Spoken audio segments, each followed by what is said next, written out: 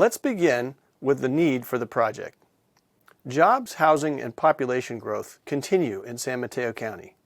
Though COVID-19 has had a major impact on this region, the projections for growth have not significantly changed. From 2010 through 2040, the Bay Area is projected to add 1.3 million new jobs and 820,000 housing units. From 2010 through 2040, the San Mateo County is projected to add 134,000 new jobs and 60,000 new housing units. This doesn't just mean an increase in traffic on the highway, it also means an increase in traffic on local streets. Beyond the growth in jobs and housing, the recovery from COVID-19 will also increase traffic levels, as people may be less likely to share a ride or take a bus. There is also limited incentive to carpool or take the bus when all the lanes are equally congested, and sharing a ride does not save any time over driving alone. Congestion often encourages people to avoid the freeway and drive on city streets to reach their destinations. This increases traffic on city streets throughout the corridor. Now, how does this problem affect the 101 corridor? For background, traffic engineers refer to points along a freeway corridor where congestion begins as bottlenecks, which are represented by circles in this graphic.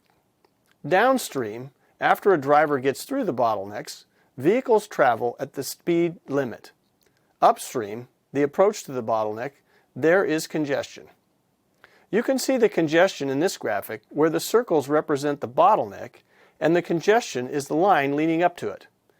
In some cases, traffic from one bottleneck will flow into another bottleneck, creating one very long line of congestion.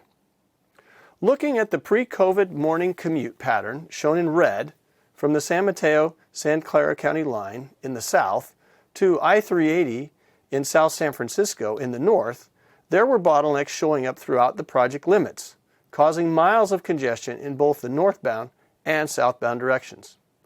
The evening commute, shown in blue, was worse. Behind the bottlenecks in the evening commute, there were even longer lengths of congestion throughout the corridor in both northbound and southbound directions. As we can see, this is a challenge for the entire corridor. There are more people traveling throughout the San Francisco Peninsula than roads alone can handle, and multiple projects are working to solve this problem. Various agencies are working on efforts throughout the corridor to address the transportation needs. The projects being worked on include the Caltrain electrification project that will increase transit capacity, a new regional bus service on the 101 corridor to make use of the express lanes.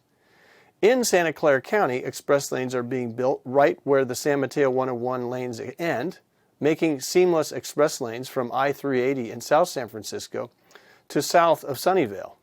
And finally, planning is underway to extend the new San Mateo 101 express lane to the San Francisco County line.